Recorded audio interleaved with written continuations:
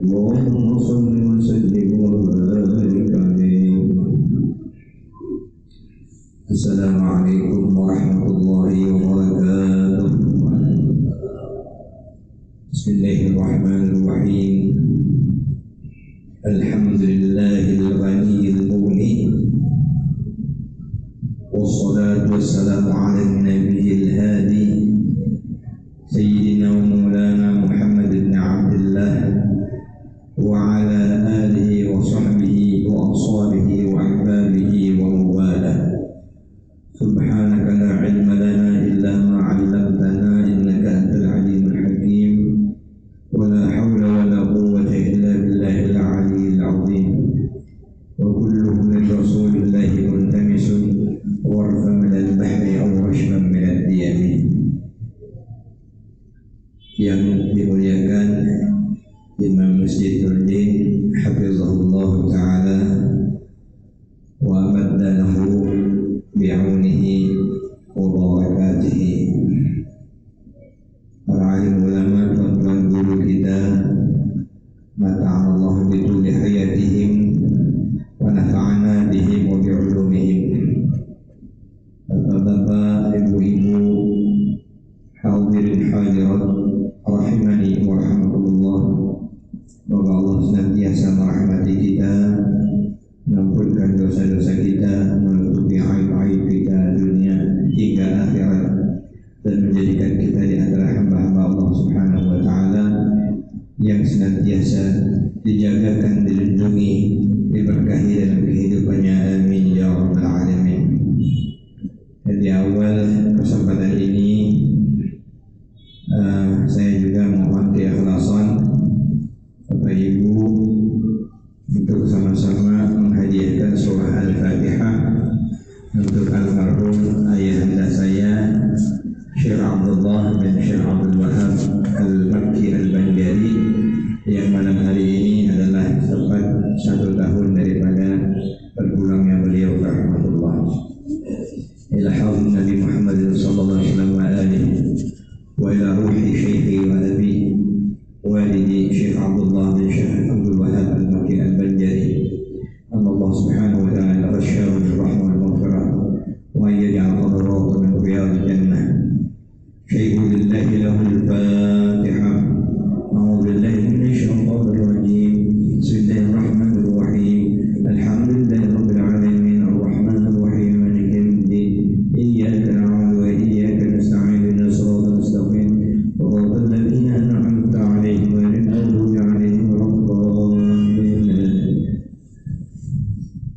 Alhamdulillah, Allah kumpulkan kembali kita bersama dalam rangka mengaji ilmu agama, khususnya untuk semakin kenal dengan Allah Subhanahu wa ta'ala melalui mempelajari mengenal nama-nama Allah yang mulia.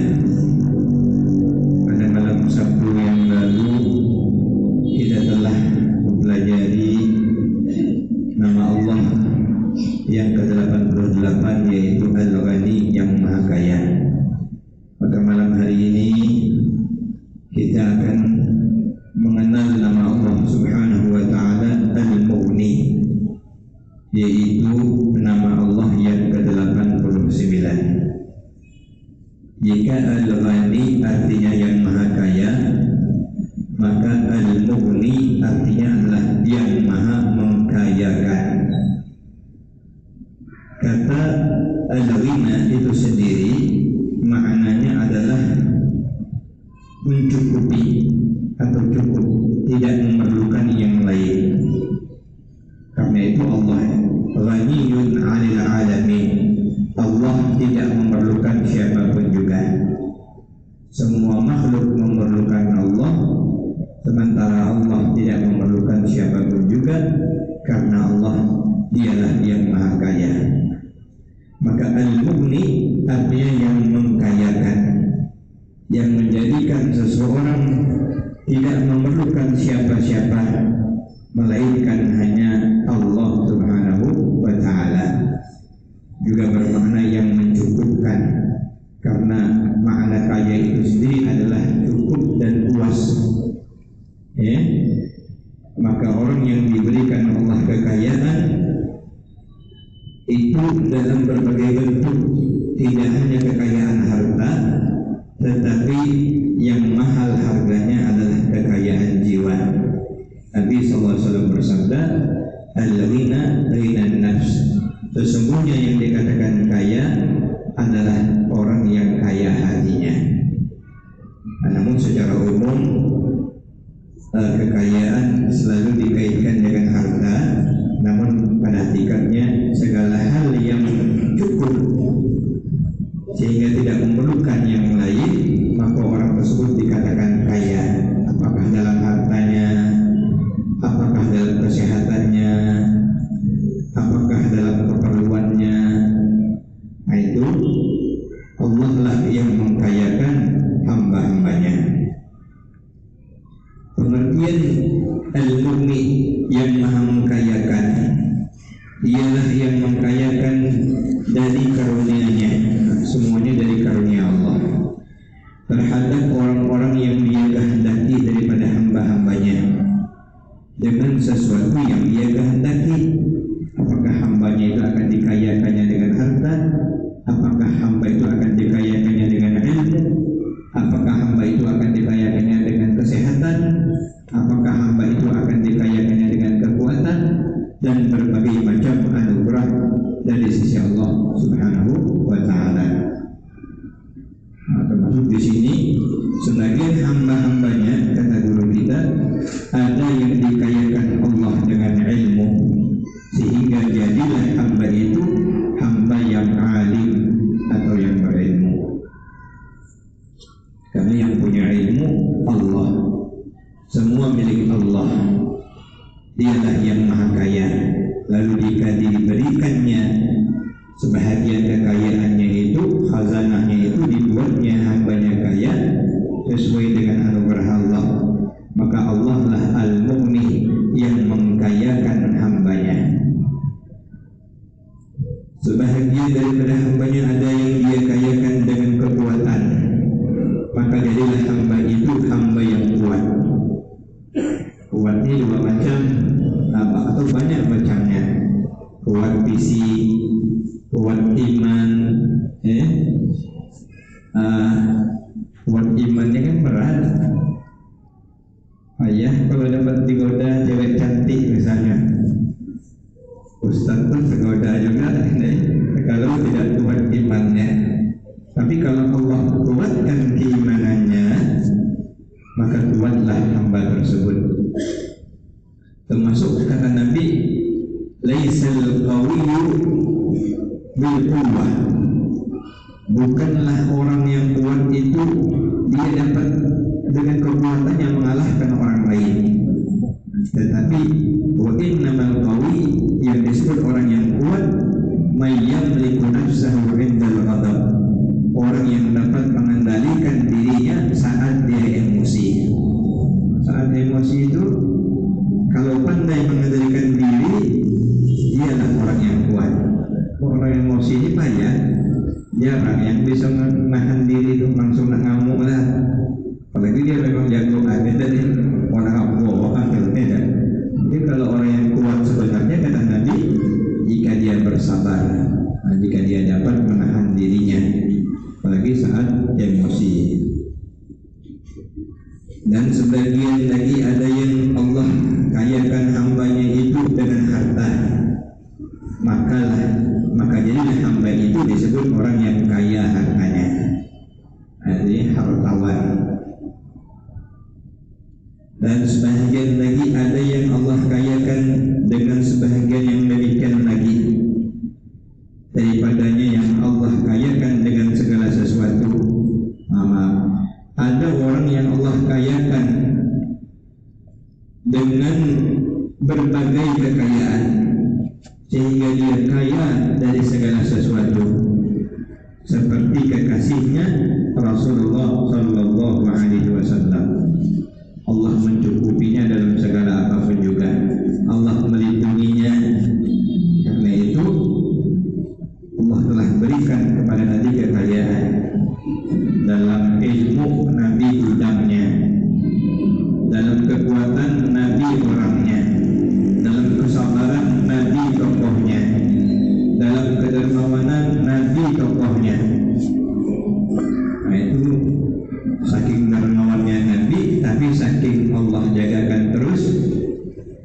Tiap hari ada rezeki Nabi, tapi setiap rezeki yang datang tak pernah disimpan di rumah. Baik kita kecil pun kita simpan juga, lebih banyak Nabi tidak pernah bermalam. Jika lebih dibagi-bagikan segera. Apa kata Rasulullah SAW yang Allah berikan ilmu, kekayaan dengan ilmu? Beliau berkata, ana baitul ilmi, aku adalah gudangnya ilmu. Dalam riwayat yang lain yang masyhur, ana madinatul ilmi, aku adalah kotanya ilmu. Wa aliyun babuha, Ali adalah pintunya. Karena masalah Ali adalah orang yang diberikan Allah ilmu yang banyak. Rasulullah SAW kaya akan kekuatan, dikayakan Allah dengan kekuatan. Diriwayatkan bahwa beliau sangat kuat. Dalam satu riwayat dikisahkan, sewaktu terjadi perang Khandaq pada tahun ke-4 Hijriah, orang-orang Yahudi bersatu dengan kaum musyrikin Makkah untuk menyerang kota Madinah. Akhirnya rencana penyerangan itu sampai kepada Rasulullah SAW informasinya. Dan Rasulullah mengundang para sahabat bagaimana menghadapi mereka. Nabi ini selalu mengajak sahabat bermusyawarah. Wa amruhum syura bainahum. Ini salah satu ciri pemimpin yang bijaksana. Sahabat Rasulullah SAW yang bernama Sayyidina Salman Al-Farisi radhiyallahu anhu menyarankan kepada Rasulullah SAW agar dikelilingkan di bagi kota Madinah itu dibikin parit Khandaq, dibikin parit, digali parit keliling kota Madinah, perang Khandaq. Sewaktu para sahabat menggali, mereka menemukan batu putih besar yang sangat keras. Para sahabat tidak sanggup memecahkannya. Banyak yang mencoba, tak ada yang sanggup memecahkannya. Keras betul batu putih itu.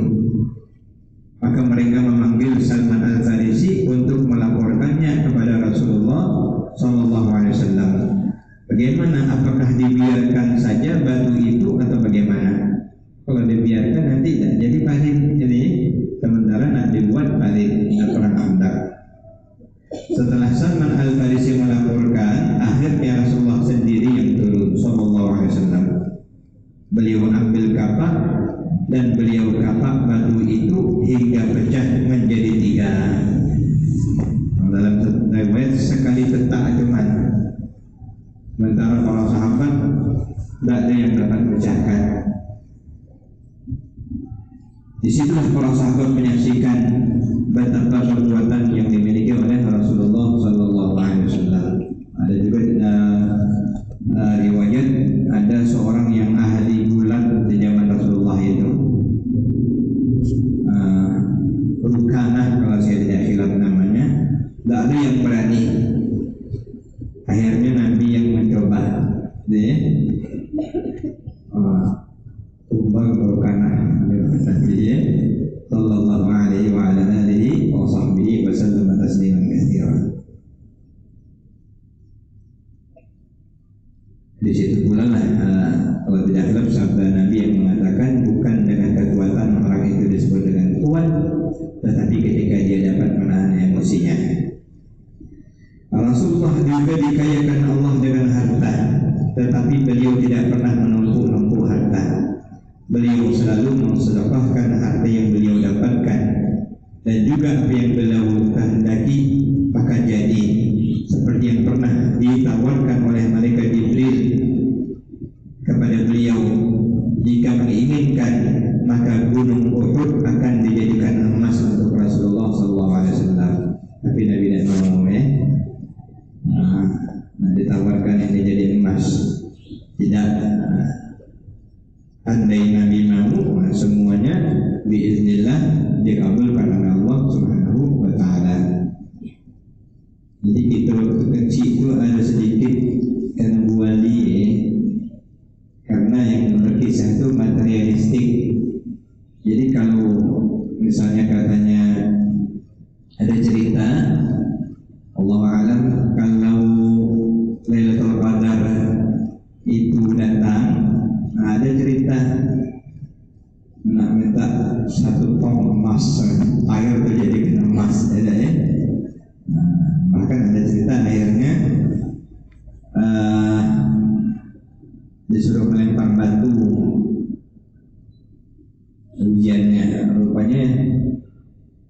batu kena hidung, tak jadi nak minta maaf tersebut hidung ya hidung munculan kan ya. Akhirnya doa terakhir yang ketiga minta balikkan seperti semula, emas pun tak dapat gitu ya. Karena tadi diawali dengan hawa nafsu. Firman Allah Subhanahu wa taala yang berkaitan dengan Al-Mughni, yang Maha mengkayakan ini, di mana Nabi Ibrahim alaihissalam berkata yang artinya, wahai bapakku, kenapa engkau menyembah Tuhan yang tidak bisa mendengar dan tidak bisa melihat dan tidak bisa mengkayakan sesuatu jua pun daripada engkau? La yughni 'anka min Allahi syai'an. Firman Allah Subhanahu wa taala ayat lain yang artinya, jika mereka ini fakir, Allah Subhanahu wa taala yang mengayakan mereka dengan karunia-Nya. Sesungguhnya Allah Subhanahu wa taala maha luas perbendaharaannya dan maha mengetahui dengan segala sesuatu. Ayat ini diturunkan setelah Allah Subhanahu wa taala memerintahkan pada orang yang beriman agar mengawinkan anak-anak perempuan mereka. Lalu bagaimana jika yang melamar itu fakir? Maka turunlah ayat tersebut. Jadi ketika perintah kalau sudah sampai umur kawinkanlah anak perempuan, timbul pertanyaan yang melamar tak ketigawian, maka Allah menjamin bahwa Allah Subhanahu wa ta'ala yang akan memberikan kekayaan kecukupan kepada mereka. Jadi yang masih bujangan ini motivasi, usah takut tak ada duit itu ya. Kalau sudah saatnya nak kawin, tawakal ala Allah, maka Allah akan memberikan nanti rezekinya. Maksudnya jika orang melamar anak kita, ini maksudnya supaya kita tidak salah. Jangan sampai menolak lamaran orang itu semata-mata hanya karena kefakirannya. Ya ustaz, orang alim datang melamar anak kita, langsung hadiahnya abu gawiannya belum menggawi lagi, makan apa nak kau punya langsung nolak. Padahal dia datang bagus, orang alim, orang baik, ya, keturunan baik-baik. Nah, jangan sampai menolak lamaran semata-mata hanya ukuran harta saja. Bolehlah, tapi tengok juga, jangan harta saja. Bagaimana keturunannya, bagaimana agamanya, yakin tak kita. Tahu juga lah kita sebenarnya, ini kenyataannya. Banyak yang melamar tuh, apa gawiannya, gawai PCA. Senganggup bininya tapi waktu yang datang apa kerjaan ustaz, diam dulu bininya kalau mau ganggu lagi. Ada dulu, janganlah kawinkan ustaz makan kitab gimana lah gitu. Padahal Allah yang menjaminnya, Allah yang mengkayakan hambanya.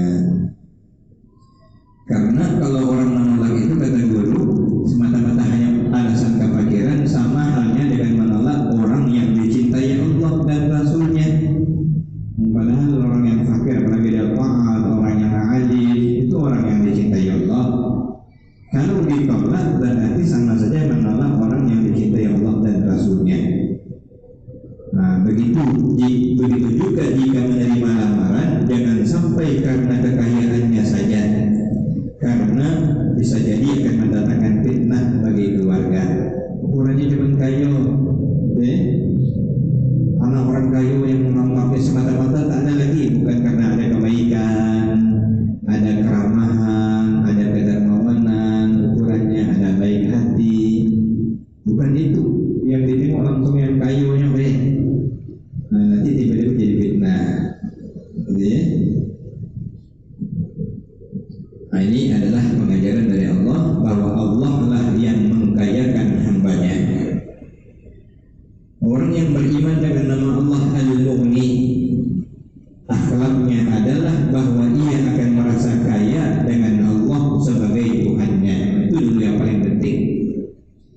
seorang hamba merasa cukup dengan Allah, kaya bersama Allah sebagai Tuhannya, hasbiyallahu wa ni'mal wakil, cukuplah bagiku Allah, dialah sebaik-baik penolong, sebaik-baik pelindungku.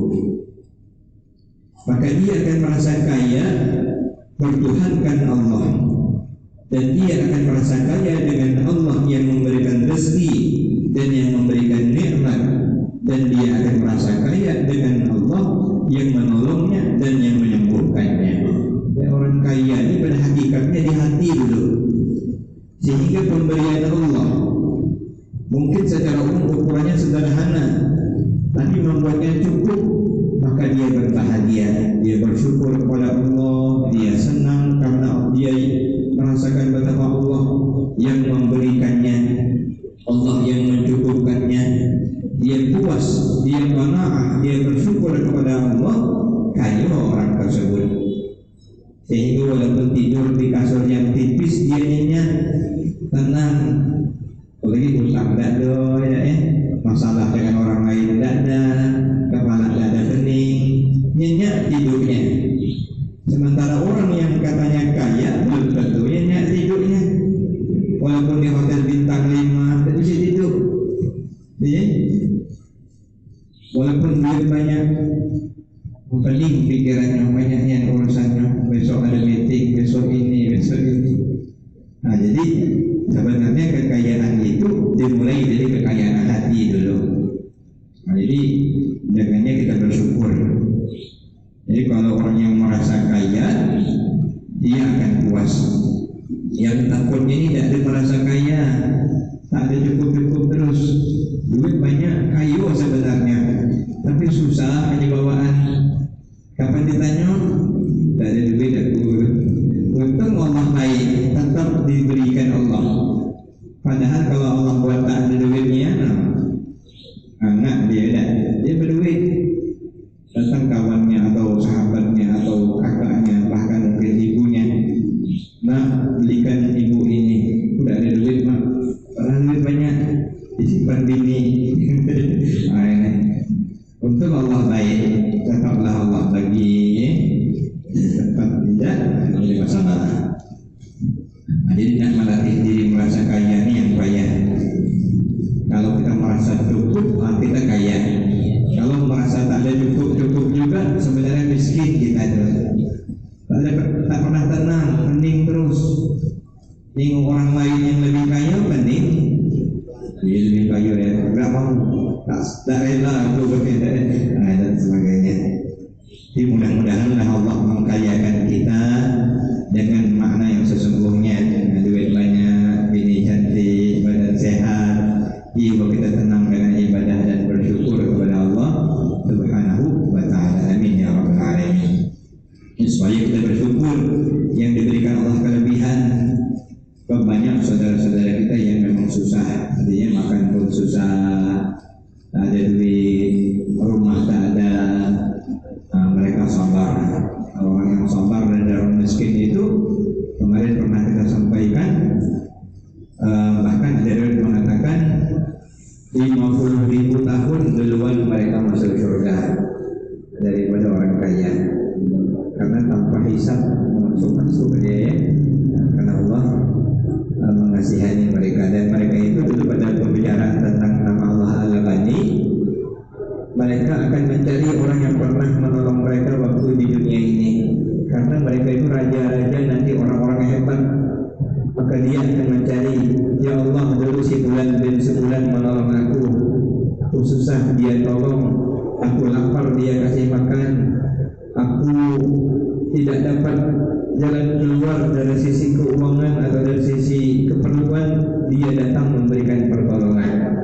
Nah, maka berkat mereka dimasukkan Allah ke dalam surga orang-orang kaya yang pernah berbuat baik kepada mereka. Apa lagi nih? Ini ya. Nah, kemudian kata guru kita Syekh Muhammad Baqir hafizahullah, itu di antara tanda-tanda orang yang kaya tersebut, yang mana sesungguhnya pertama merasa kaya karena dia bertuhankan Allah Subhanahu wa ta'ala. Inilah kekayaan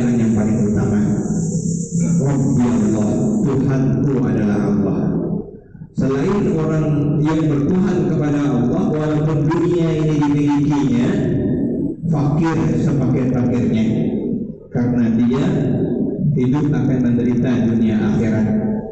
Tapi kalau orang yang bertuhankan Allah, maka itulah kekayaan yang sesungguhnya. Maksudnya bahwa dia taat kepada Allah dengan sebenar-benar taat. Artinya ia menempatkan taat kepada Allah di atas segala-galanya, di atas taat kepada segala sesuatu.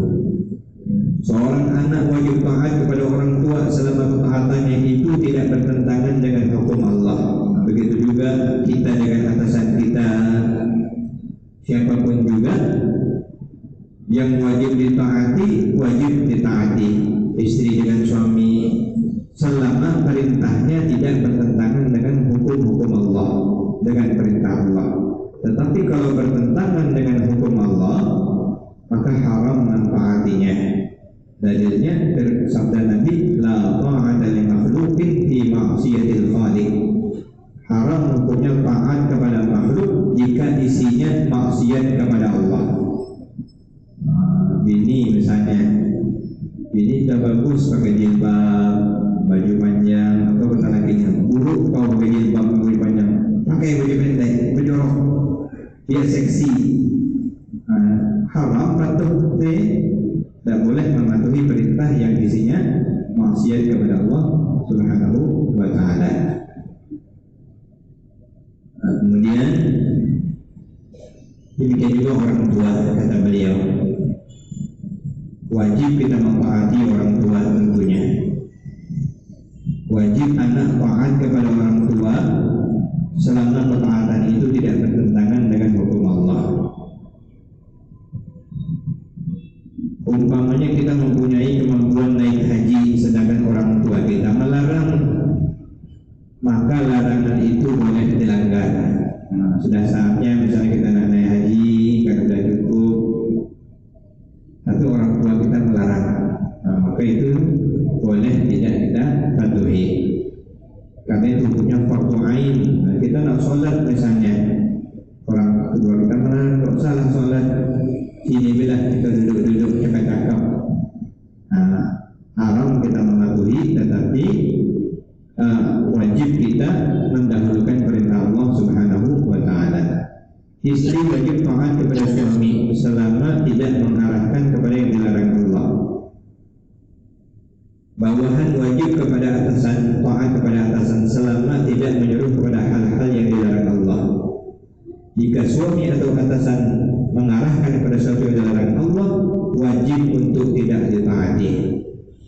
Yang kedua, merasa kaya dengan Allah yang memberi rezeki. Jadi pertama merasa kaya karena kita hamba Allah, bertuhan karena Allah, dan menjadikan taat kepada Allah di atas segala-galanya. Yang kedua, merasa kaya dengan Allah karena Allah yang memberi rezeki. Orang yang yakin Allah memberi rezeki itu kaya terus, tidak ada khawatir dia, tidak ada takut dia, karena Allah yang menjamin rezekinya, tenang terus dia. Tapi di antara karakternya berusaha. Sebab nanti kalau mengharapkan, kata Sayyidina Umar, hujan tidak menurunkan emas. Jadi maka kita wajib berusaha. Menciri orang yang yakin Allah memberikan rezeki tersebut, dia berusaha. Jadi mengajarkan akhlak kepada kita agar tidak minta rezeki kecuali hanya kepada Allah. Dan ini tidak bertentangan dengan berusaha, bertani atau berdagang dan lainnya. Yang dimaksud bahwa hati kita tidak minta rezeki kepada selain daripada Allah. Jangan berharap kepada selain Allah. Berharaplah hanya kepada Allah Subhanahu wa Ta'ala. Itu hakikatnya. Tapi kalau untuk keperluan secara sebab, ada apa ya, tolong saya ini misalnya. Tapi batin kita, hati kita, jiwa kita sesungguhnya tidak meminta sesuatu melainkan hanya dengan Allah Subhanahu wa Ta'ala. Sama dengan kita diberi, kita wajib bersyukur karena tauhidul af'al mengajarkan kepada kita yang memberi adalah Allah Subhanahu wa Ta'ala. Namun dengan manusia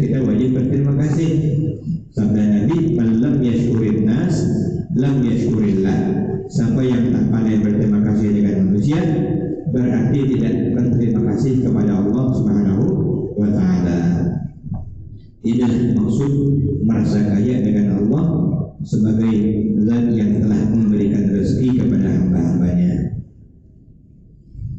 Mudah-mudahan Allah Subhanahu wa taala dengan namanya Al-Mughni mencukupkan kita, mengkayakan kita. Ada ijazah dari Tuan Guru kita Syekh Muhammad Bafid, mungkin pada kesempatan yang lain akan disampaikan secara lengkap. Di antaranya adalah yaitu dibaca pada sudut terakhir dalam sholat tahajud kita. Di antara bunyinya adalah wa as'aluka ya ghani ya mughni, aku mohon kepadamu hai zat yang maha